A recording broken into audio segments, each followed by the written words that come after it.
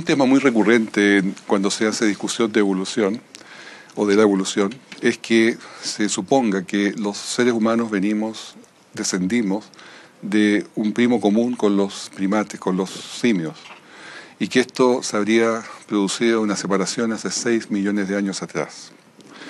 Este ancestro común que se supone es lo que vamos a analizar este día y vamos a ir viendo qué pruebas hay de sí o no. La primera imagen que les quiero mostrar es una mano humana tomando la mano de un primate.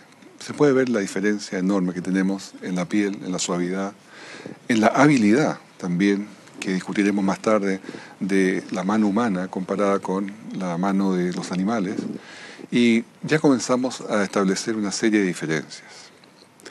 Pero comencemos con la escritura. Génesis 1:26 dice: entonces dijo Dios, hagamos al hombre a nuestra imagen conforme a nuestra semejanza, y señoree, varón y hembra los creó.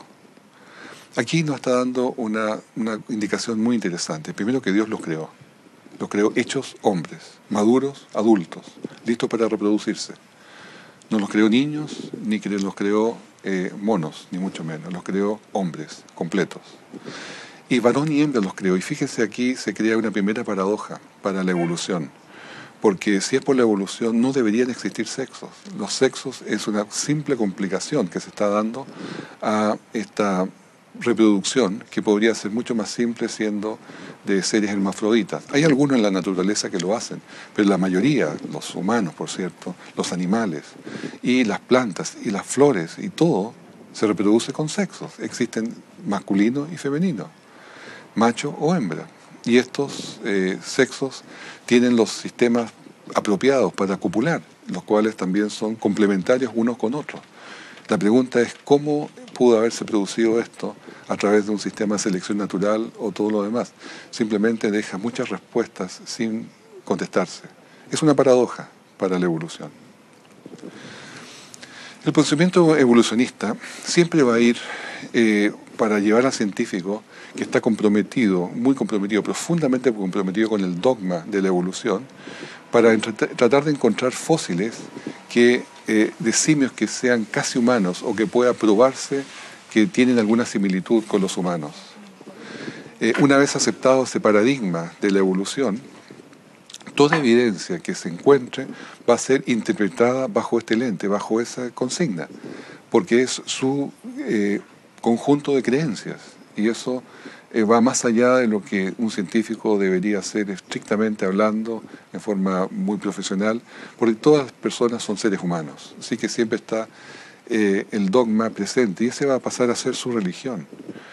Total, los millones de años que se le pueden poner a todas estas cosas es un aceite, es un suavizante, el cual puede usarse para explicar cualquier cosa. Pero no cualquier cosa sucede porque hay millones de años. No es así. La información no se crea, aunque se tengan millones de años. Lo único que se crea es desorden, pero nunca orden. El orden no se crea solo. Se necesita una mente organizadora, una mente inteligente para crearlo.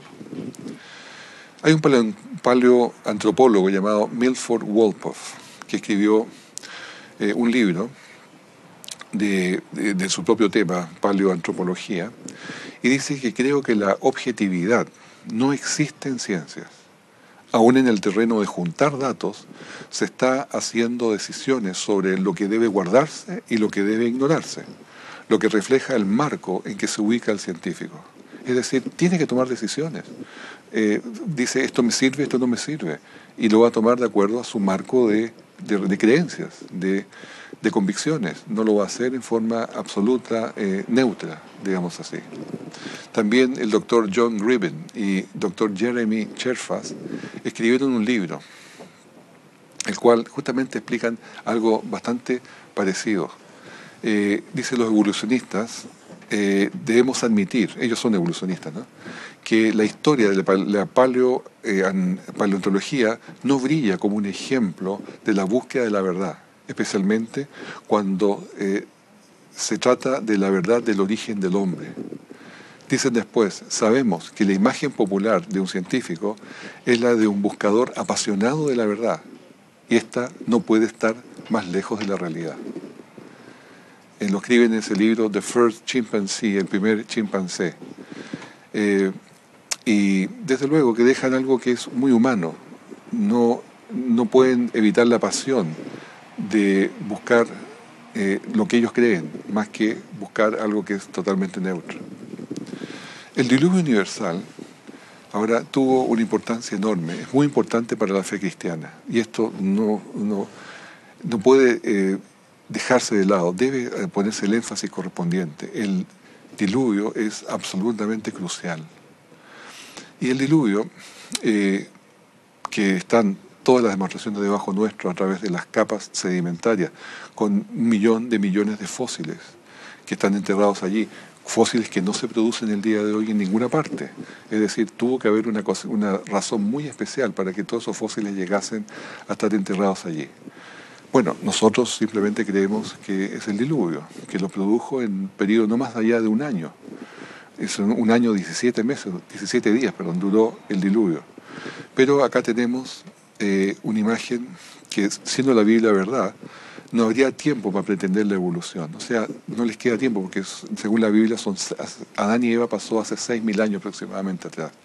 Podrían, si se consideran algunas consideraciones, podrían ser hasta 10.000 años. Pero en esta cantidad de tiempo, y 4.500 años solamente desde el diluvio, no queda tiempo de millones de años para pretender ni siquiera una evolución, porque no hay tiempo, y ni siquiera le da una credibilidad. Pero, si es que debajo de Adán y Eva había en existencia una cantidad de millones de fósiles, producto de muerte, de enfermedad, de sufrimiento de todos estos animales, por una competencia por la vida, por una sobrevivencia del más fuerte, esto cambiaría la película. Porque, primero que nada, Adán y Eva no tienen ningún sentido de existir en ese contexto, que es el evolucionario. Si así fuese, el diluvio no fuera un evento real, sino que esos millones de años son los que dan cuenta de todos esos fósiles que están abajo, sería el resultado de muerte, sufrimiento antes de Adán y Eva, que produce al final del día un error en la Biblia, que la Biblia dice que todo lo que Dios creó con Adán y Eva, en los 6 días de creación, era bueno, y bueno en gran manera. Es decir, no había muerte, no había sufrimiento, no había enfermedad. Pero como estamos viendo que debajo de los fósiles es evidente que hay muerte, hay enfermedad, hay sufrimiento, hay evidencias claras de un animal comiéndose a otro, hay evidencias claras de enfermedades que hoy día se conocen con cáncer dentro de los fósiles, hay evidencias hasta incluso en los neandertales de artritis, de sífilis y de otras cosas. Entonces, sabemos que hubo sufrimiento allí, pero eso es producto del diluvio. Ahora, si se interpreta al revés, que no habría pecado, por lo tanto, no hay responsabilidad allí de ningún diluvio, sino que son millones de años, está validando esto, el paradigma de la evolución. Por eso que es tan importante para el mundo cristiano creer, entender y poder describir y defender el diluvio universal. La evolución atea nos lleva al convencimiento, o lleva al mundo al convencimiento, de que la sobrevivencia o la supervivencia del más fuerte es la que produjo la muerte por millones de años, la pelea por la vida. Y por lo tanto, Adán y Eva no existió. Si esto hubiese sido así, entonces la muerte no fue el resultado del pecado de Adán y Eva. Si fuese así, significa que no existe el pecado, por lo tanto no somos culpables. Y si no somos culpables, ¿para qué necesitamos un Salvador? Y si no necesitamos un Salvador, la muerte de Cristo no sería necesaria. Y sin Cristo, ¿qué sentido tiene la religión? Porque el fundamento de la fe se ha destruido. El fundamento de la fe, que es Jesucristo mismo, se ha destruido. Eso es lo que produce la evolución atea. Eso es justamente lo que quiere el enemigo de las almas, destruir al mismo centro de la religión, al mismo centro de nuestra existencia, que es Cristo Jesús. Los museos, la típica representación que nos ponen, es una sucesión de monos que después son hombres y cada vez se ven más humanos. En esta visión en particular, son hombres relativamente reales, pero que vivieron en la misma época, porque son todos descendientes de Noé. Y ya les voy a contar más detalles de esto. Y los monos siguen siendo monos los que están atrás. Pero esta ilustración artística que muestra tan gráficamente que de un mono que no camina tan erecto, sino que son más bien cuadrúpedos, va pasando cada vez caminar más erecto y va pasando cada vez a ser más civilizado, por supuesto que es una imaginación solamente de un artista, porque no hay ley conocida en la física o la biología que pueda crear información de la nada. Es muy importante la información. Lo que nos hace humanos, lo que nos hace diferentes, es completamente contrastante con la ausencia de él. Que es lo que dice la evolución, de que de un árbol que venía evolucionando de otras especies, ahora somos mamíferos, partió todos los primates, desde el mono lemur en la izquierda hasta una mujer, como se ve allí, para lo cual pasaron 6 millones de años, en los cuales esta raza humana fue evolucionada en todo ese periodo. Bueno, veamos un poco algunas ideas. No hay camino ascendente realmente según la entropía genética. La entropía genética es la segunda ley de la termodinámica aplicada ahora al genoma. La observación nos indica a nosotros que siempre hay pérdida de información, nunca se crea información. Entonces la posibilidad de que un primate, un mono, se perfeccionara y fuera perfeccionando su sistema de habla, su sistema de pensamiento, todas sus habilidades, es absolutamente incierta, absolutamente contrario a lo que se ve. Hay un doctor que se llama John Sanford. Él es genetista y trabajó en la Universidad de Cornell en Estados Unidos. Este hombre escribió un libro llamado Entropy and the Mystery of the Genome.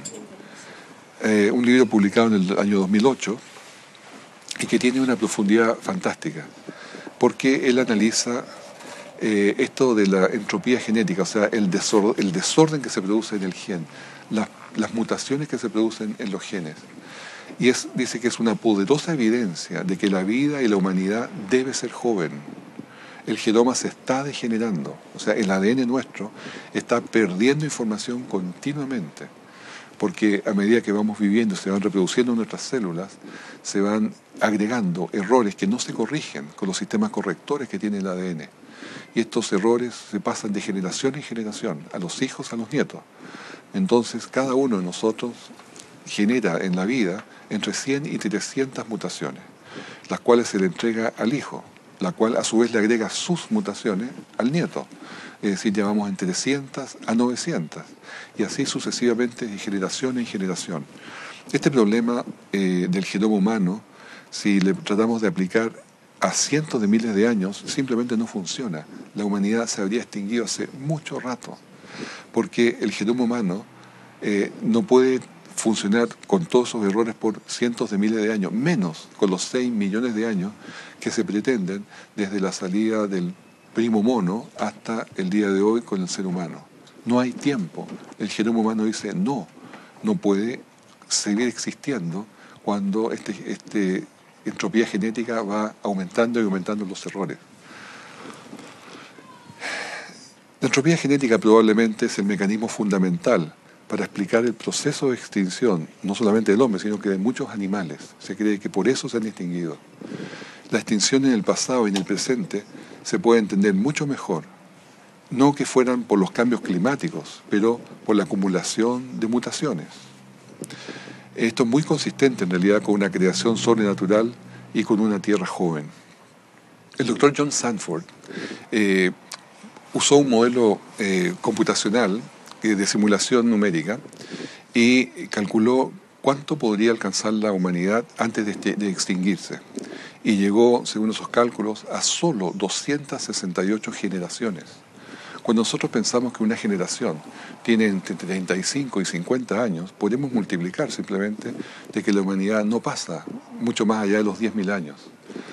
Si vemos, siempre exageramos, 20.000 años, pero jamás podría alcanzar 6 millones de años como la evolución necesitaría para poder salir desde un primate hasta ser un ser humano. Más allá de todos los problemas que hay, de dónde sacó la información, cómo creció y todo eso, además de eso, se encuentra con esta otra muralla de la entropía genética, de que simplemente se destruye la información de los hombres cuando se van pasando de generación en generación. Hebreos 1:11 nos dice justamente que el mundo se envejecerá como una vestidura. Es decir, todo va a tender al desorden. Y eso se comprueba en la segunda ley de la termodinámica. Todo tiende al desorden. Los edificios, si se dejan abandonados, se destruyen. Van perdiendo todas sus condiciones. Hasta el cemento pierde su orden y se degrada y finalmente no sirve. ¿Para qué decirle los metales, los automóviles que se dejan abandonados? Pierden sus vidrios, pierden sus tejidos más suaves, los asientos, los neumáticos, y todo tiende al desorden, a la entropía. El mundo, el universo, al final, debido a esta segunda ley de la termodinámica, algún día va a tener una muerte de calor. Es decir, ya todo no va a tener diferenciales, por lo tanto no se va a poder ejercer trabajo, por lo tanto todo se va a quedar, como dice, quieto. Esto, desde luego, es teórico y es de millones de años posiblemente por delante, pero es el camino. Nada es eterno. Los soles no son eternos. Los soles se están quemando. Y en algún momento los soles se extinguen porque ya dejan de tener combustible para seguir quemando. Por lo tanto, no pensemos que esta cosa es eterna, porque no lo es. Ahora, muchas personas podrán preguntarse, bueno, esto de la entropía genética es entendible, pero lo que vemos hoy día es que la gente vive más tiempo. Y yo quiero aclarar un par de cosas referentes a eso. Efectivamente, la humanidad vive más tiempo, pero las razones son completamente diferentes a la entropía genética. La entropía genética está allí presente igual.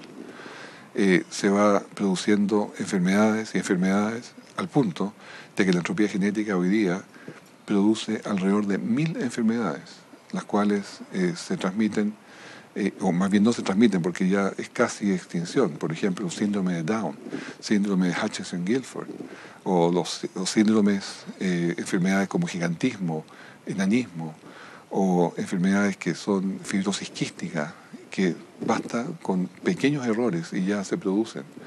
El albinismo, ciertamente un albino puede reproducirse, pero ya tiene una limitación que tiene que compensarla con otras cosas.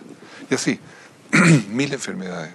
Cuando se ve en los países industrializados que la vida es más larga que en otras partes, se debe justamente a que estos países cuentan con agua limpia, cuentan con una agricultura moderna, por lo tanto hay mucho más producción, hay mucho más rendimiento de los campos, y hay transporte también que hace posible trasladar todas estas mercaderías, todos estos vegetales, todas estas comidas disponibles en forma barata a todas partes. O sea, eso es lo que ha llevado a una mejor alimentación, a una mejor sobrevivencia. Desde luego también la medicina moderna tiene un rol muy importante que cumplir porque redujo la mortalidad infantil.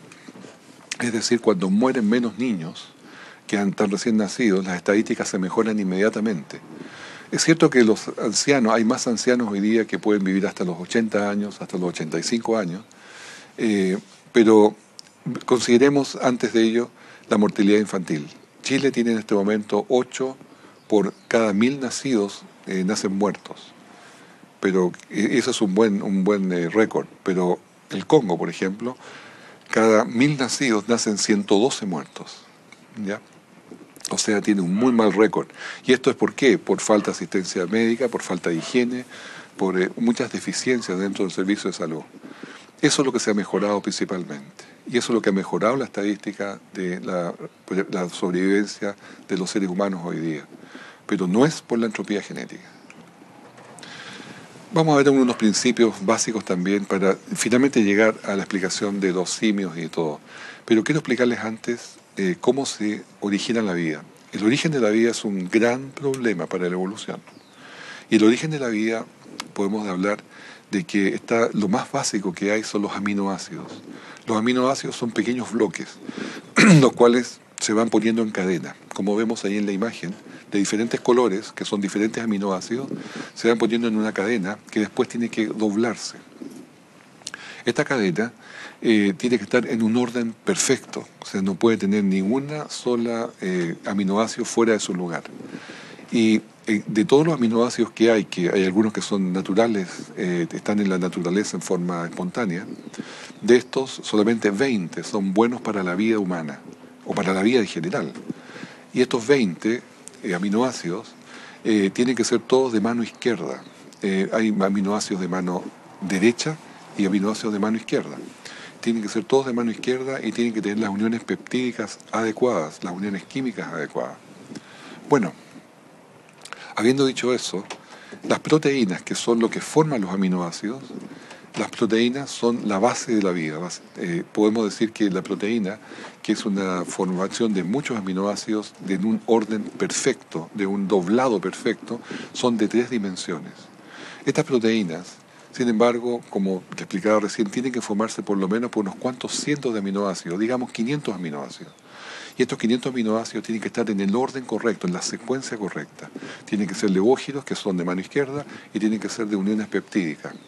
Ahora, para que esto suceda, por casualidad, se ha calculado de que la posibilidad es 1 dividido por 10 elevado a 950. Esto básicamente es un 1 dividido por partido seguido por todos los ceros que se ven en la pantalla. Es decir, la posibilidad de eso es 0. La posibilidad que se haga una sola proteína por sí sola es 0. De hecho, la célula más simple que existe se llama la Mycoplasma genitalium parasitarium, que es parasitaria, por lo tanto no tiene la necesidad de hacer su comida. Y esta necesita 387 proteínas aliadas más 43 genes de RNA para vivir, para producir la vida. ¿Cómo se hace esto? Si una sola proteína no se puede formar por sí sola, menos 387 proteínas, las cuales formarían esta vida básica, la más básica de todas. Es decir, imposible, 387 veces imposible que se produzca la primera vida sola. Además que esa célula tiene que producir su propia energía, su propia reproducción, reparación y limpieza. Pero hay un factor más que le va a faltar siempre a esos químicos que están juntos, que es la vida. Y la vida la da solamente el dador de vida. Porque hasta el día de hoy, jamás, nunca, los científicos han podido crear vida de las cosas inertes, sin vida. La vida solamente se crea de la vida. Y cuando sale algún anuncio por ahí de que se creó vida, es nada más que la transformación de algo que estaba vivo, que le han hecho algún cambio en su ADN o han hecho alguna transformación y han podido llegar a otra cosa viva. Pero ya estaba vivo, ya existía la vida. Y eso yo creo que es un impedimento enorme. De hecho, el origen de la vida es un gran problema para la evolución, que no lo pueden explicar. Bien, supongamos ahora en el escenario que tenemos una célula básica viva para seguir el ejercicio. Esta célula básica tiene 500.000 pares bases, que son 500.000 letras dentro de su ADN. Esta célula viva, para poderse transformar en un ser complejo, que es por ejemplo un ser humano, necesita de 500.000 pares bases o letras pasar a 3.000 millones de pares bases o letras para ser un ser humano. El problema simplemente es que toda esa información, esos 3.000 millones de pares bases, que son justamente las enciclopedias que están dentro del ADN, que da la información cómo fabricar cada proteína, cómo unir esa proteína con otra, cómo hacer funcionar un sistema completo, cómo coordinar todo esto, tiene que estar guardado en ese ADN, los 3.000 millones de pares bases. Fórmulas para generar ojos, nervios, piel, huesos, músculos, sangre, hígado, riñón, corazón, venas, arterias y todas las funciones interrelacionadas. Todo eso, ¿cómo se va a crear solo? Ese es el gran punto. De 500.000, si tuviéramos una célula viva de 500.000 pares bases a 3.000 millones de pares bases. ¿Cómo? No hay forma. Solamente un diseñador inteligente. Una mente inteligente puede organizar y poner todo ese resto de la información para que todo ese organismo multicelular pueda vivir, pueda funcionar.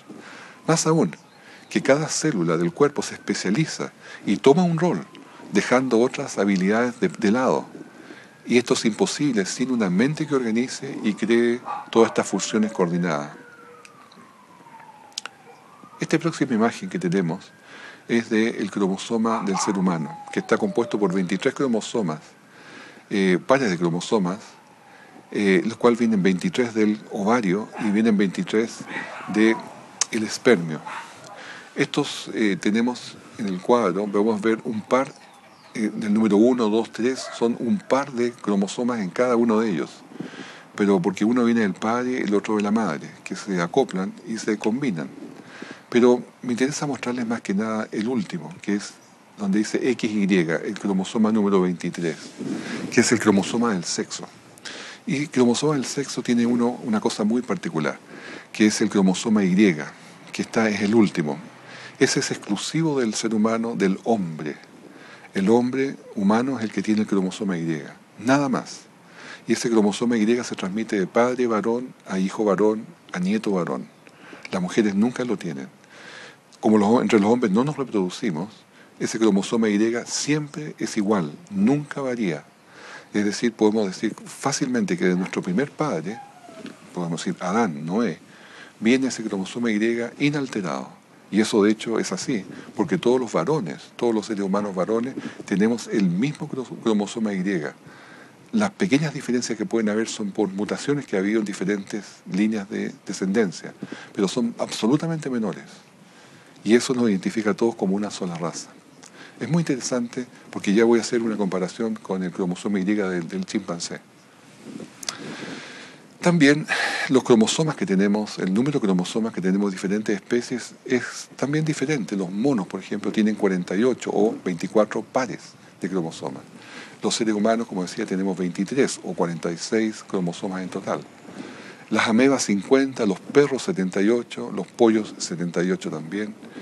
Y algunas vegetales, el helecho tiene 480 cromosomas, el trigo 42, la cebolla 32. Es decir, cada uno tiene su especificación clara dentro del número de cromosomas. Pero quiero hacer una aclaración también.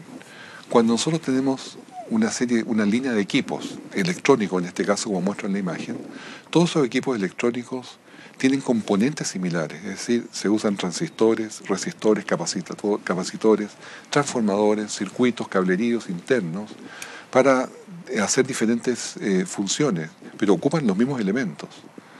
Y estos se conectan de forma diferente y se usan de forma diferente, que son los diferentes componentes. Pero eso, lo que nos está hablando aquí es un diseñador común, una fábrica común que los hizo, ¿ya? Ahora, lo que quiero destacar siempre es hay un diseñador común, que es el que usa esos elementos. Bueno, en los seres vivos también hay un diseñador común.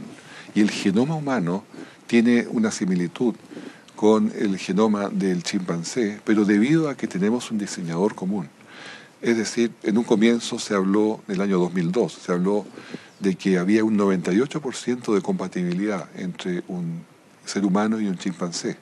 Pero hoy día esto se ha vuelto a calcular porque se usaba antes el método de reasociación cinética, que es muy imperfecto, es indirecto. Pero hoy día que hay métodos mucho más exactos y precisos, más bien se calcula que la similitud entre el genoma de un chimpancé y un hombre es del 81%. Esto es absolutamente nada, o sea, no tiene ninguna importancia que sea el 81% por las razones que les voy a mostrar un poco más adelante.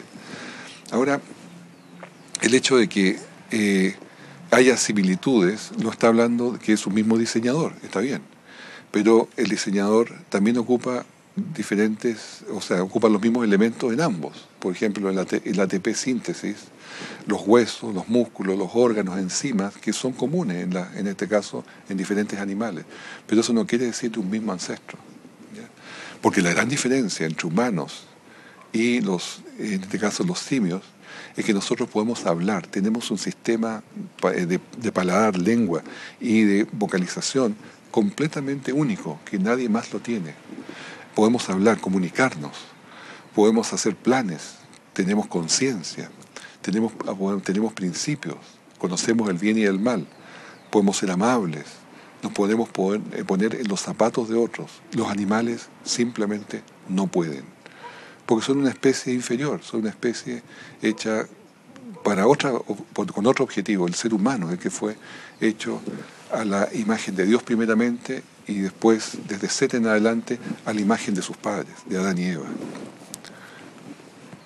Ahora, el genoma, que repito es el ADN completo que tenemos en el cuerpo, también tiene mucha similitud con el banana. De hecho, el hombre y el banana comparten un 72% del genoma.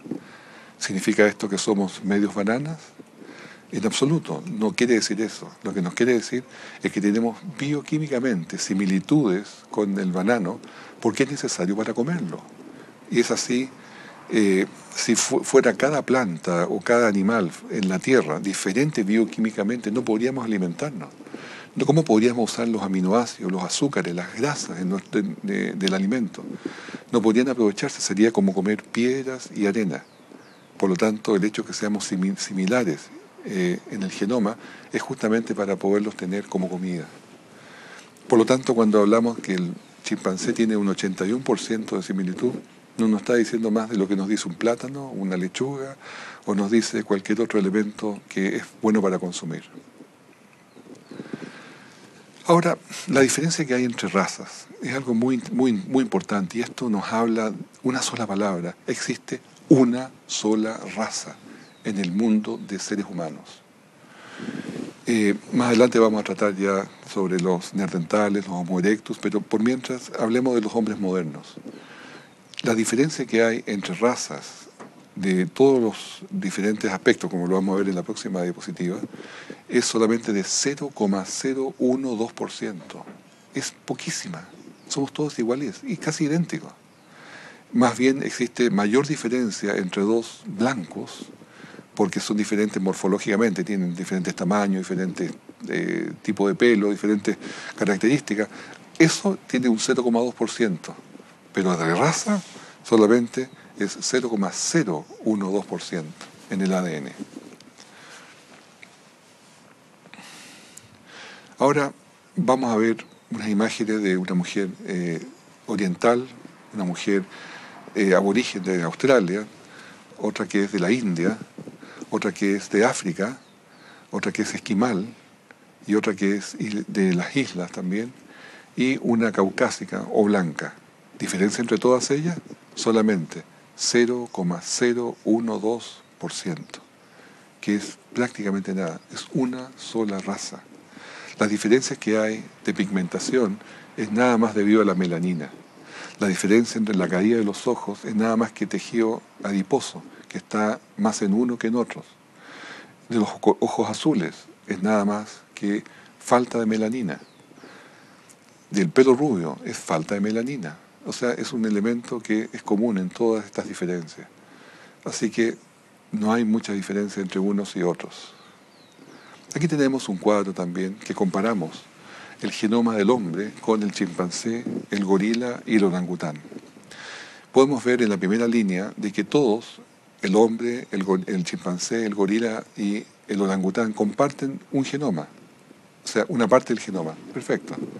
Sin duda hay similitudes, todos tenemos cabeza, tenemos ojos, oídos, nariz, lengua, brazos, tenemos pelos y hay muchas cosas que son similares. O sea, ni una sorpresa que haya eso.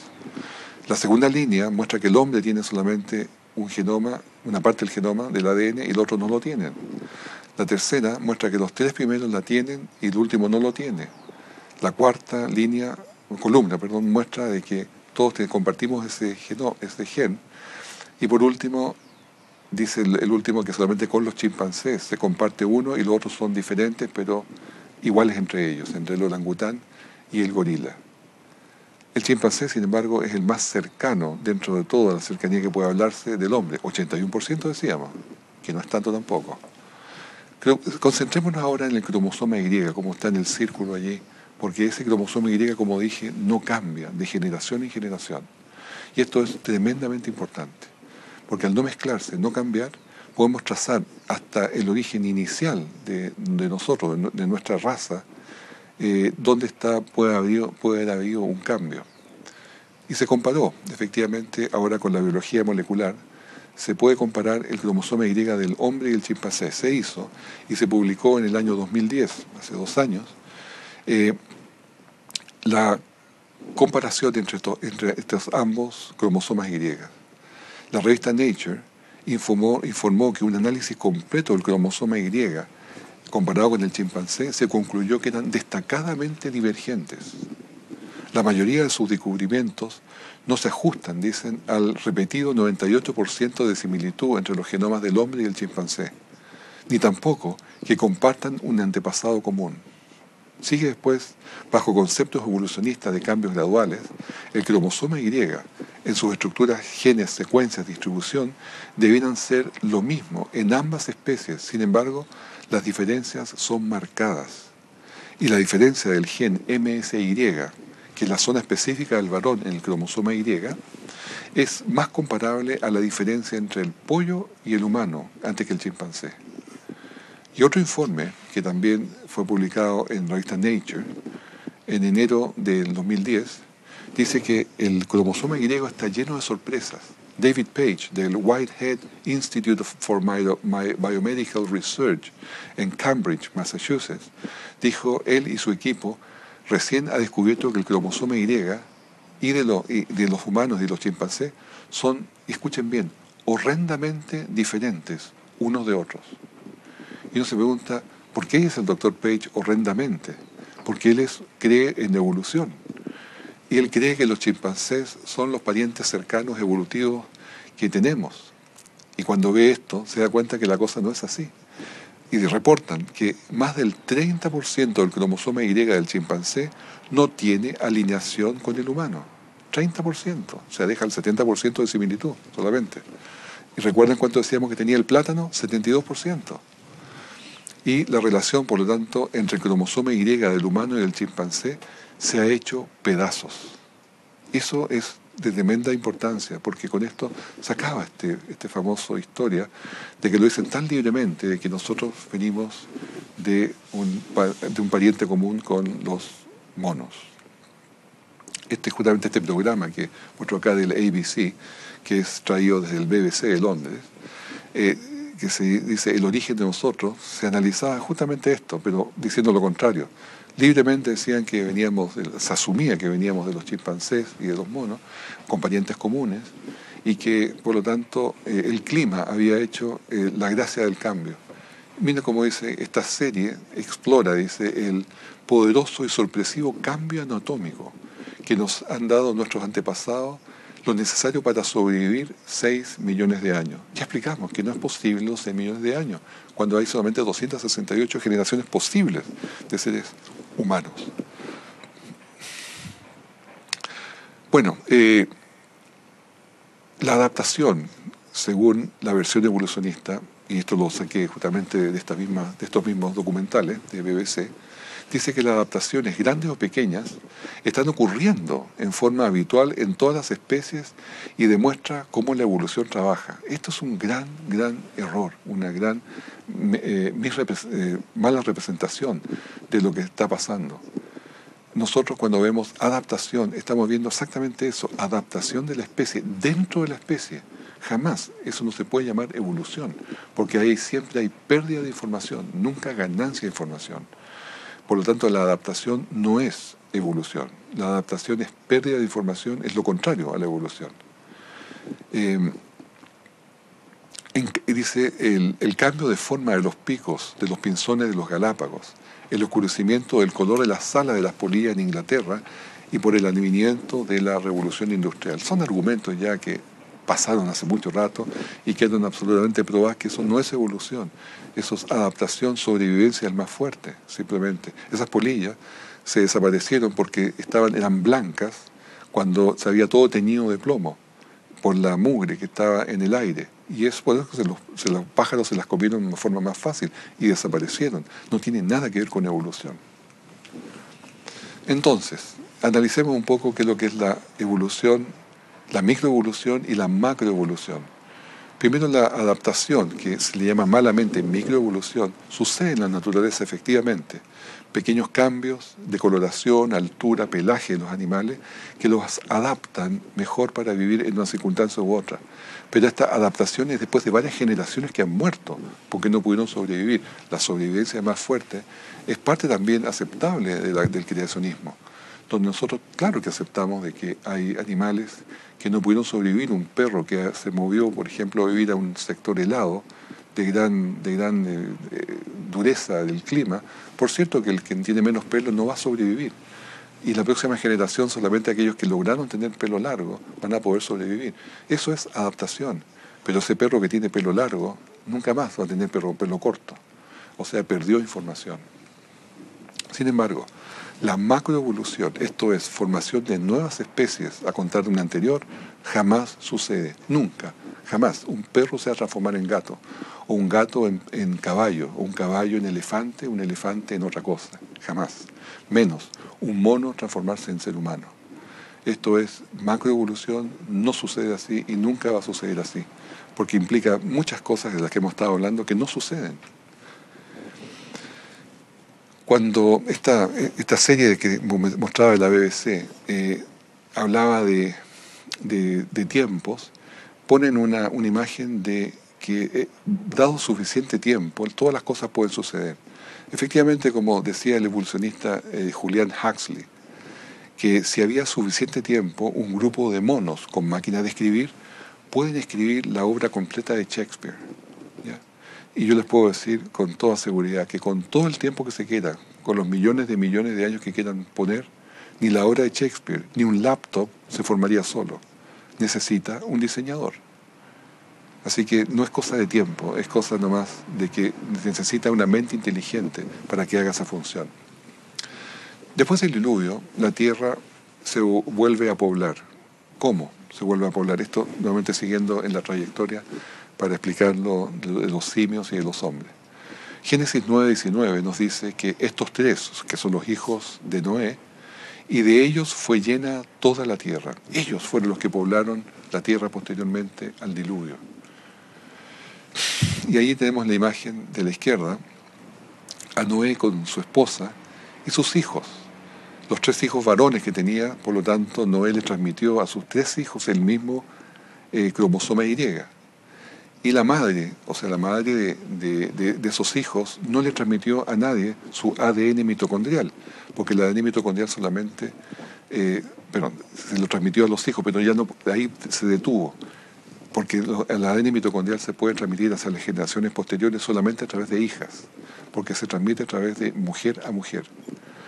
Y en este caso, las mujeres de ellos son los que llevaron los ADN mitocondriales específicos de su propia familia. Y las descendencias de ellos, es muy interesante ver cómo el ADN mitocondrial va hasta el día de hoy manteniéndose como una sola raza, que también lo veremos en otro momento, en otra instancia. Pero llegaron finalmente las descendencias de ellos en muy corto tiempo hasta Babel, hasta la Torre de Babel. Y allí, por una separación que se hizo por parte de Dios por los idiomas, tuvieron que separarse por líneas paternales. Y estas líneas paternales hablaban idiomas específicos y eso le llevó a reforzar características raciales que son hoy día simplemente las razas. Si no hubiese existido Babel, hoy día todos seríamos muy parecidos unos a otros porque habría una mezcla muy intensa. Cuando las poblaciones se achican, se producen diferencias. Cuando las poblaciones se generalizan, se puede ver un resultado totalmente contrario, es decir, prácticamente todos muy parecidos. De Babel, por orden del Señor, salieron a emigrar. Ahora los hombres, los hijos de Noé, a toda Europa, al Asia, al África, a Oceanía y después a través del estrecho de Bering, recuerden que había edad de hielo todavía, salieron hasta el sector de América, completando así también la emigración hasta las Américas.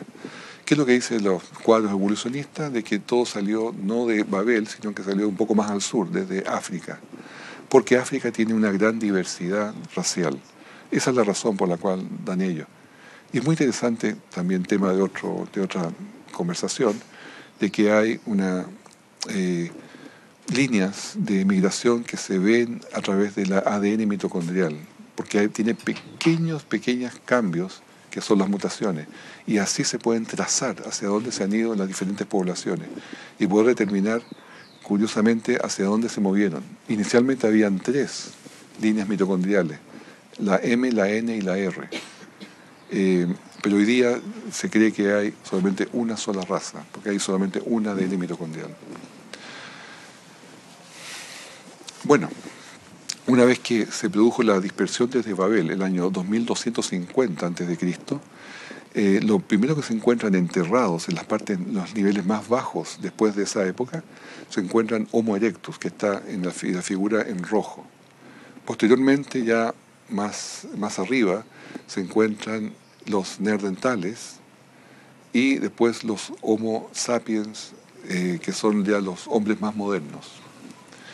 Abraham, y finalmente en la época de Abraham, ya en el año 2000 antes de Cristo, ya tenemos prácticamente todos que son Homo sapiens. En estos cuadros podemos ver el año 2250 que se han encontrado entierros en Babel y en esa parte de África, por ahí cerca del Cuerno.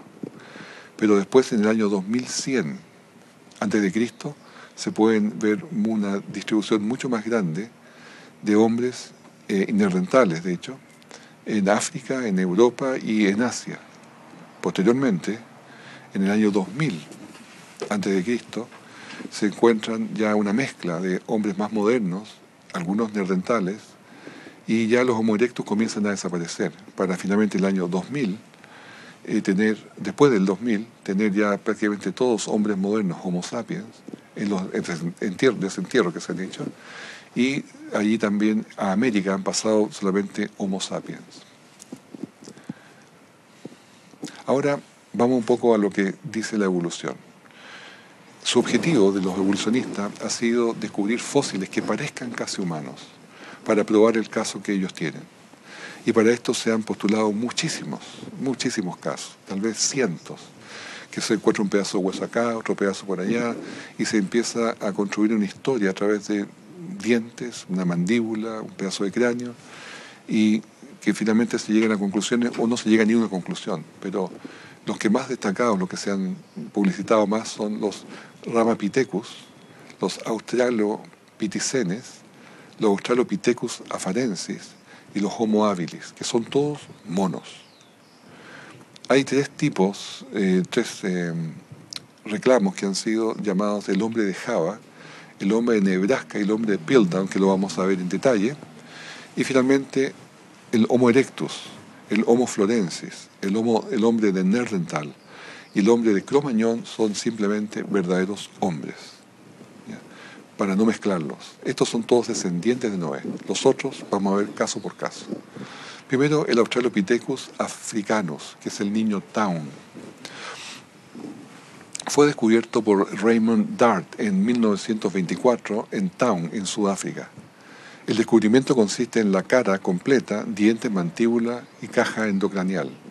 Se estimó su edad en 2 a 3 millones de años, de acuerdo a la edad evolucionista, pero los fósiles sudafricanos son difíciles de fechar porque se encuentran en cuevas, no en estratos.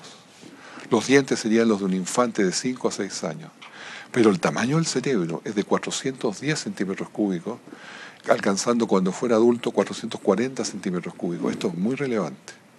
Y la cabeza redondeada, los caninos pequeños y la entrada de la columna al cráneo, convenció a Dart que este era un bípedo y lo llamó Australopithecus africanus, o mono del sur de África.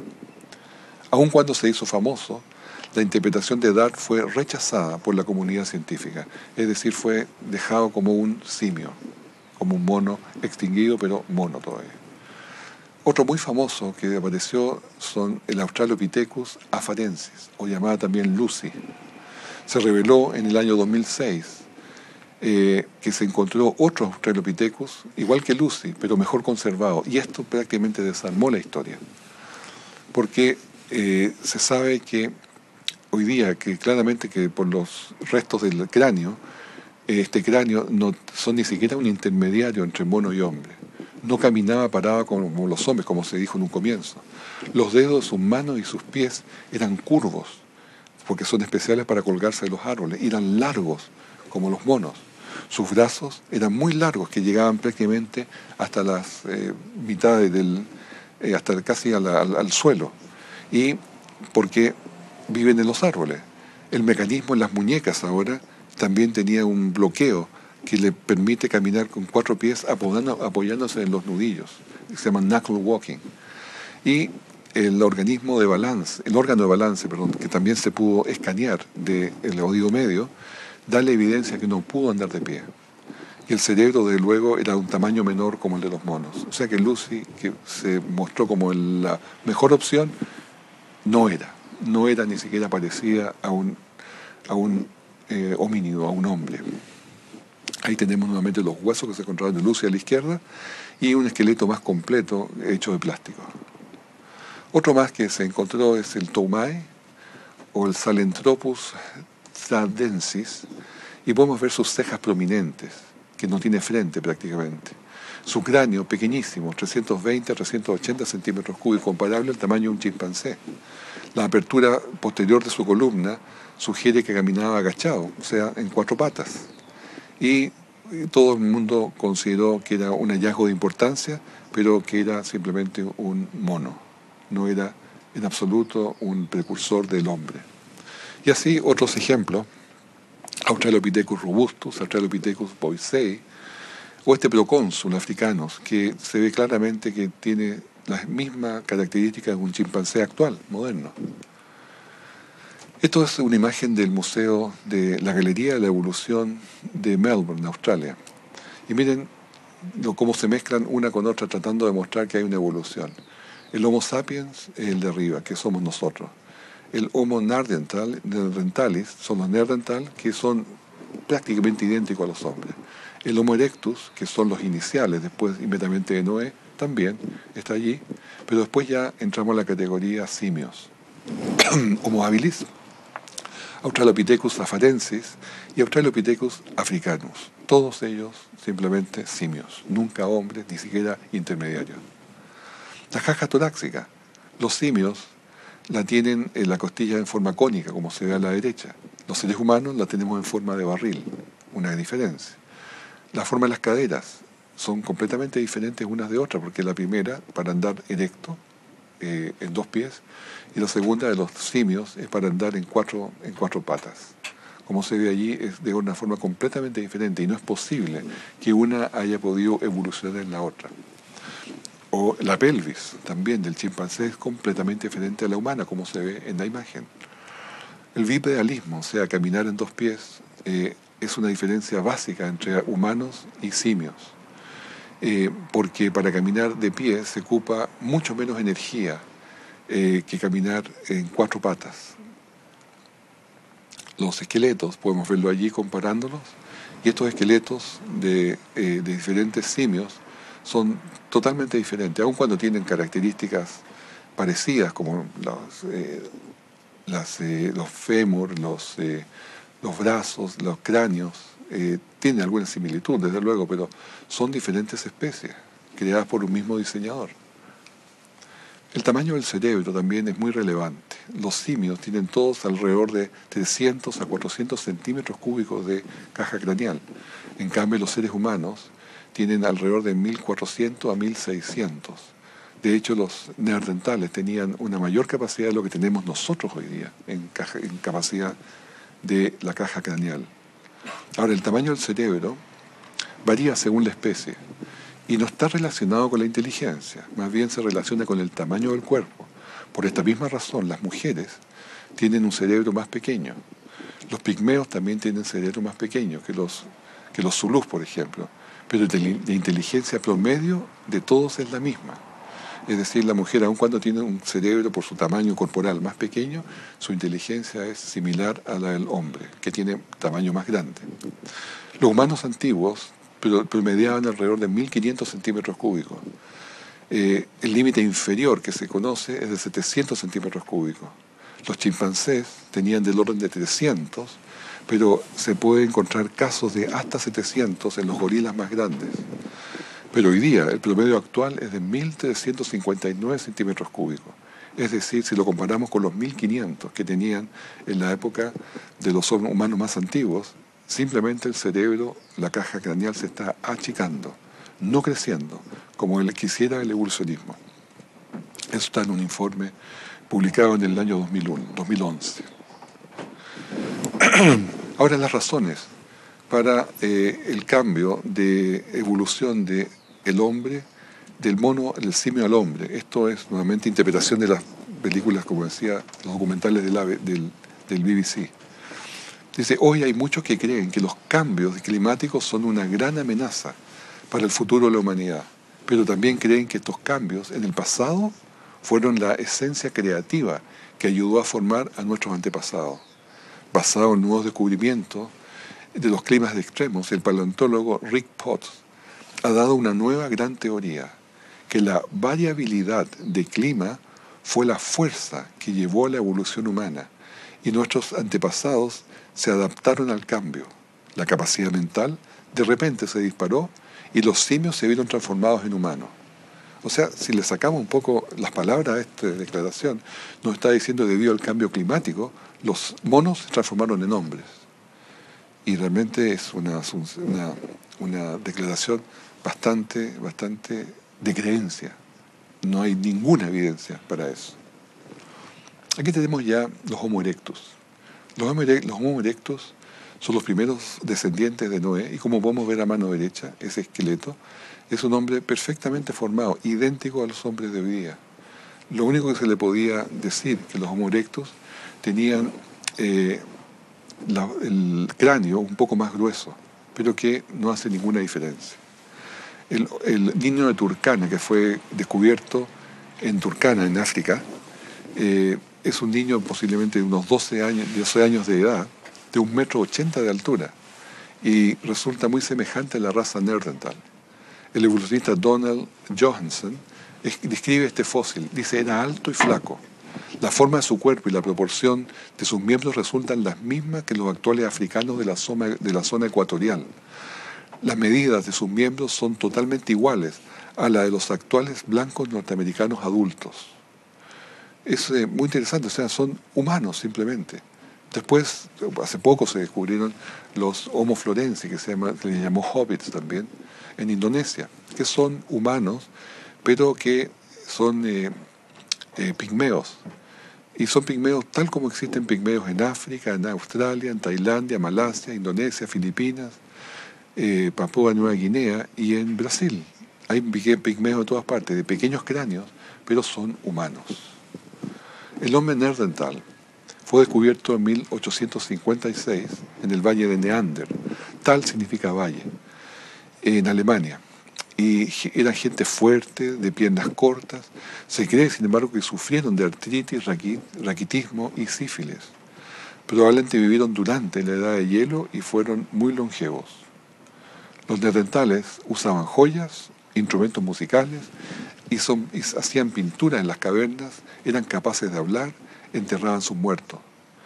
Y cuando hacemos una comparación del ADN mitocondrial del neandertal con el Homo sapiens, vemos que sus diferencias son de 22 posiciones, cuando entre humano y humano pueden existir 24 posiciones de diferencia, es decir, son legítimamente 100% humanos igual que nosotros.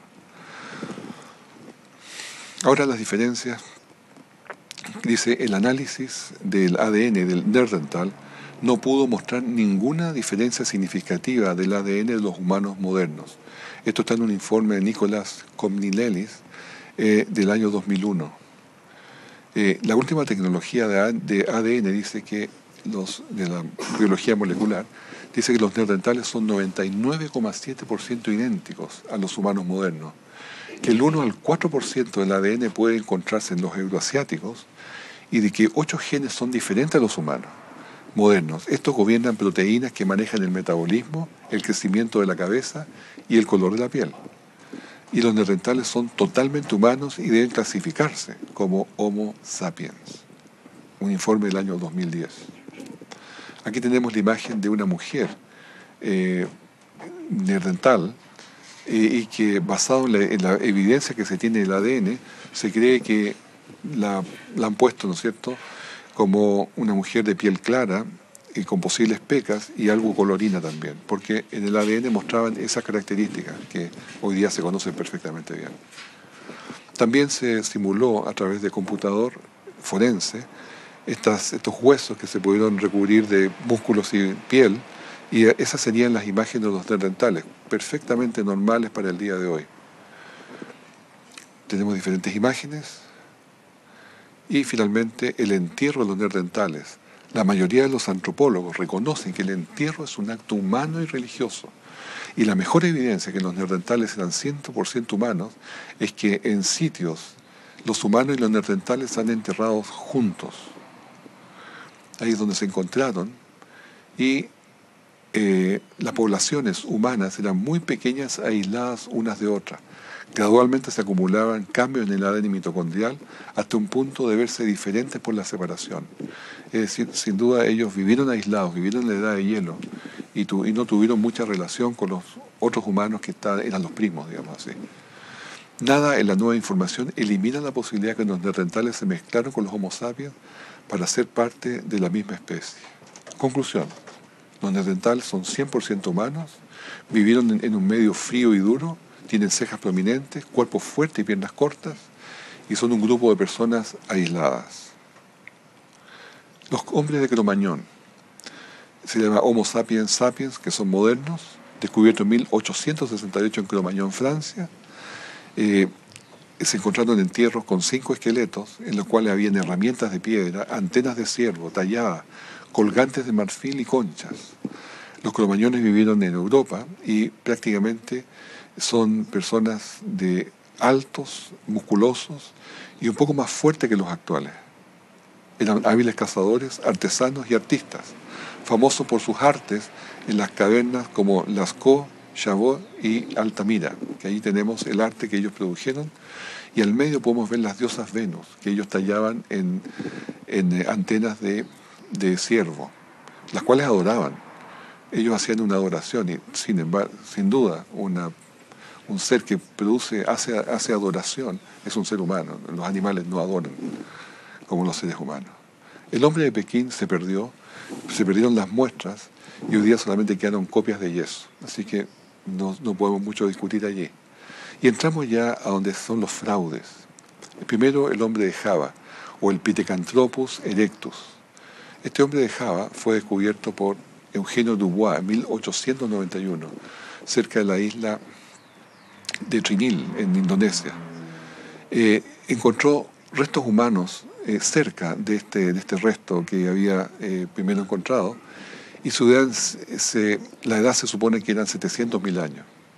El descubrimiento que hizo es un pedazo de cráneo de 940 centímetros cúbicos que se ve abajo, probablemente de un Homo erectus, más unos dientes que después se supo que pertenecían a un orangután.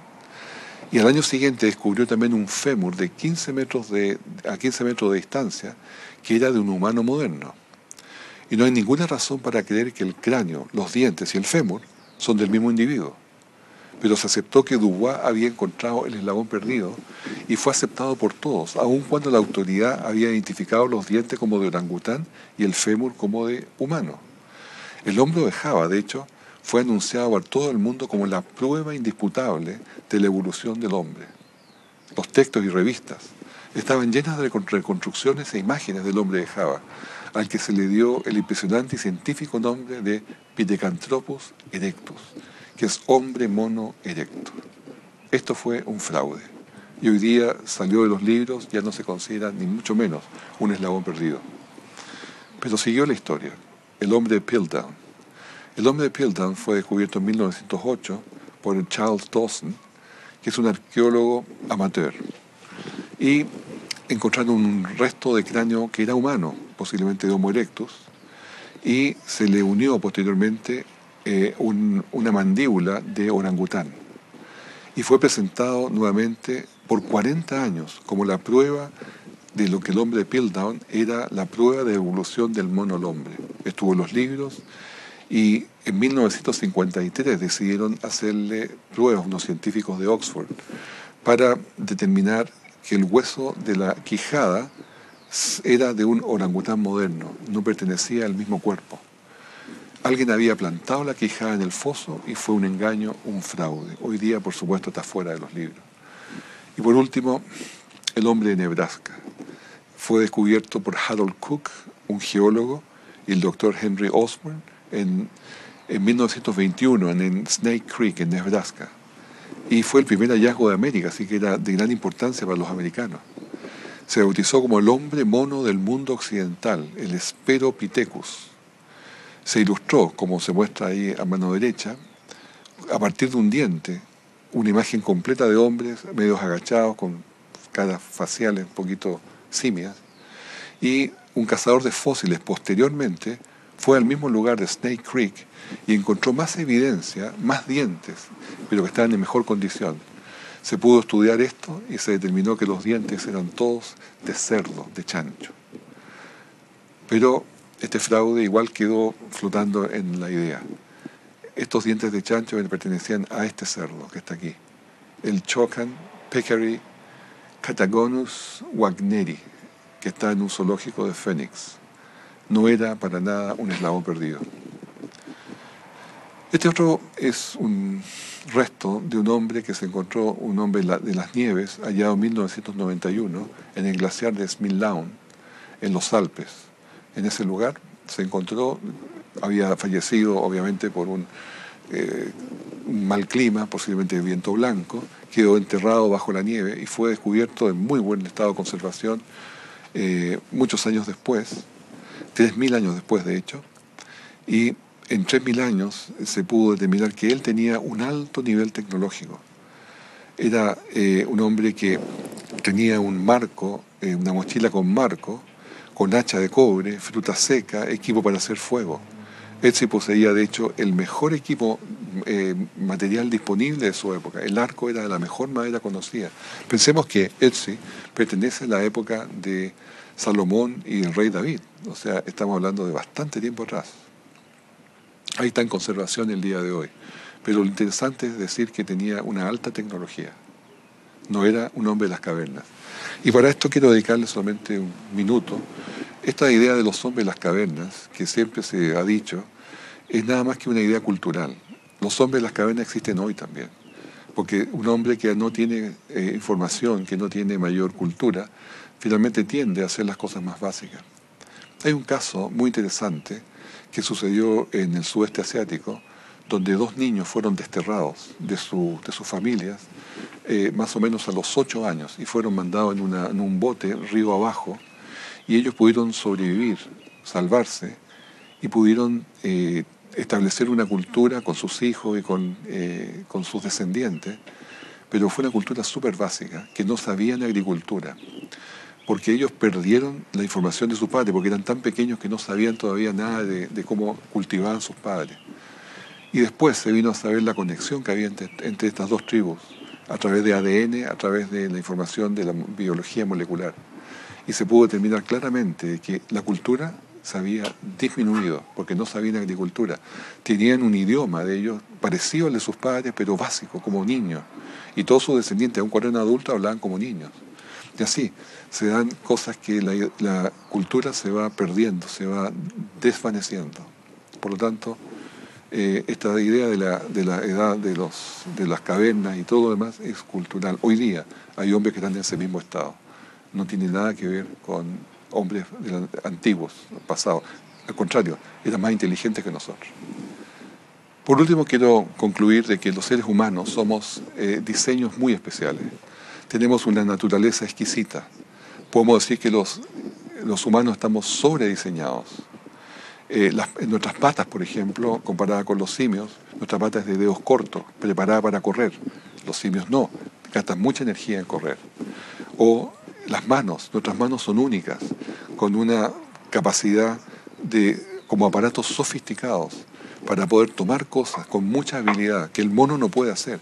Y esa delicadeza nos permite hacer cosas tan complejas como tocar instrumentos musicales, cirugía, arte, deportes, que solamente nosotros podemos hacer. Nuestro lenguaje es único, nadie más puede hablar de los seres, de los animales. Y nosotros, porque tenemos un conjunto en nuestra lengua, nuestro paladar, y hacer todos los sonidos que solamente los hombres podemos llevar los efectos. Tenemos una cantidad enorme de músculos para poder sonreír, para poder hablar.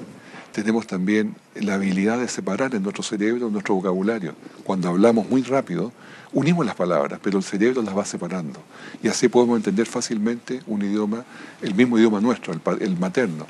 Pero cuando se trata de un idioma extranjero, la habilidad que tiene todo el mundo es poder separar las palabras, porque el cerebro no las separa y entiende una sola línea de palabras.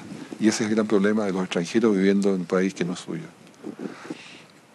Y vamos también, la belleza, que la mujer humana desde luego es única comparada con un chimpancé. Y La lista continúa: piel delicada única, niñez única, cerebro único, genoma único, matrimonio y nacimiento único, ser espiritual único. Los seres humanos somos muy especiales. Transicionales no hay.